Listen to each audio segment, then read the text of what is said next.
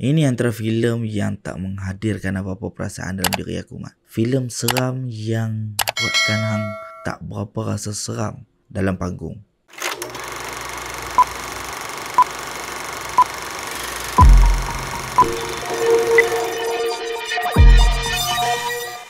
Assalamualaikum, selamat datang ke YouTube channel Mat Don. Sekali lagi dengan aku Mat Don, dan hari ni kita nak sembang tentang sebuah filem yang sedang ditayangkan di program bertajuk Kifarah. Filem arahan Gas Abu Bakar ini ditulis oleh Gas sendiri bersama dengan Hadi M. Noor. Gas sebelum ni pernah mengarahkan filem aksi bertajuk Polis Evo, Tokan serta Bulan dan Pria Terhebat, dan ini merupakan filem seram pertama beliau. Diterajui barisan pelakon seperti Remy Ishak, Sharifah Sakinah, Lena Jasmine, Namron, Rita Nadira dan lain-lain. Berkisarkan tentang Yusof yang pulang ke rumah peninggalan keluarganya demi memenuhi permintaan ayahnya yang sedang tenat. Kepulangan Yusof membuka kembali kisah silam lama serta merungkai rahsia gelap yang menghantui keluarga beliau. Apakah rahsia dan kisah silam tersebut? Yang tu hamba kena tonton sendiri, Mat. Aku rasa filem ni dia macam nak ke arah psychological horror instead of horror thriller, sebab ada beberapa poin yang macam menjurus ke arah tu. Tapi sebelum tu biar aku explain dulu benda yang aku enjoy ketika menonton filem ni. Sinematografi dalam filem ni bukan sahaja visually stunning, tapi juga punya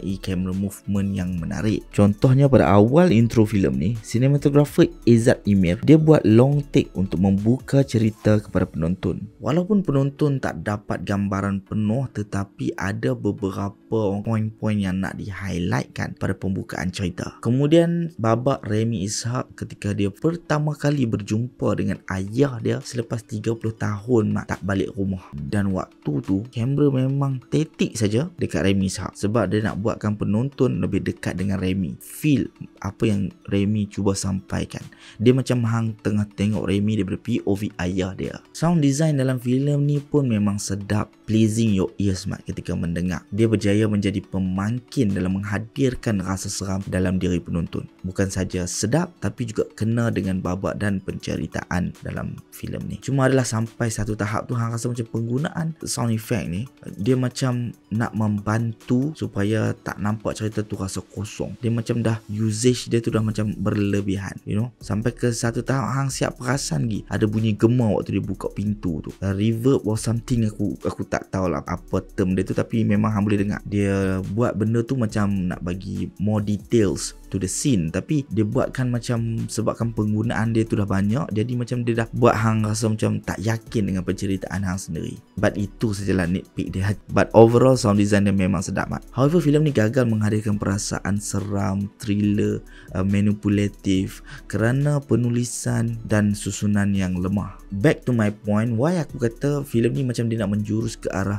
psychological horror instead of horror thriller. Kalau perasan watak Sharifah Sakinah is actually macam tu. Waktu dia suap sup ayam dekat Remy Ishak dengan pandangan mata, dengan kamera yang terletak tepat untuk menunjukkan mimik muka Remy Ishak yang confused dan Sharifah Sakinah yang cuba menggoda, dan itu seolah-olah macam sup jampi. Kemudian ketika dia memetik bunga satu lapangan tu, waktu tu dia berkemban saja, macam seolah-olah nak menggoda Remy, cuba manipulate pandangan Remy. Dan kemudian kalau hang perasan dari awal lagi, filem ni dia dah dedah dah siapa villain. Dalam poster ada, dalam trailer pun ada bagi hint bahawa Sharifah Sakinah tu memang main villain. So macam mana hang nak bercerita kepada penonton apabila hang dah dedahkan main villain dia? Cara dia adalah melalui rahsia gelap dan misteri kehilangan watak.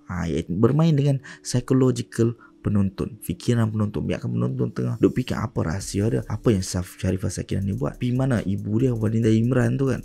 So benda-benda macam ni yang akan bermain dengan minda penonton dan buatkan perjalanan penonton ketika menonton filem ni bertambah menarik. Dan waktu ni lah penulisan tu penting. Cara sembunyikan rahsia, pendedahan, manipulation, walaupun kurang jelas, macam contoh waktu Sharifah Sakinah makwa dia expose kata sebenarnya dia yang suruh ayah Yusof tu call Yusof untuk balik sebab dia ada agenda dia sendiri. Dan benda yang buatkan babak tu jadi kurang jelas adalah sebab dia macam tiba-tiba dia reveal, dia tak ada pun build up yang jelas. Sampai bila dia reveal tu kita rasa macam oh Yusof kena tipu. Dan isteri dia main pun isteri dia pun kena tipu sebab dia makwa tu dia ada agenda agenda dia yang tersendiri. Kemudian part Ibu Yusof yang dikatakan ada lari daripada rumah tu, tapi sebenarnya ada benda yang terjadi dekat dia. Ataupun Yusof yang dikatakan dia lari daripada rumah tu juga, tapi sebenarnya ada benda lain juga yang terjadi dekat dia. So benda-benda macam tu dia dah build dari awal, tapi my part revelation fail. So benda tu tak bagi impact kepada penonton dan buatkan benda tu tak jadi menarik. That's why aku kata penulisan dia tu lemah, sebab dia dah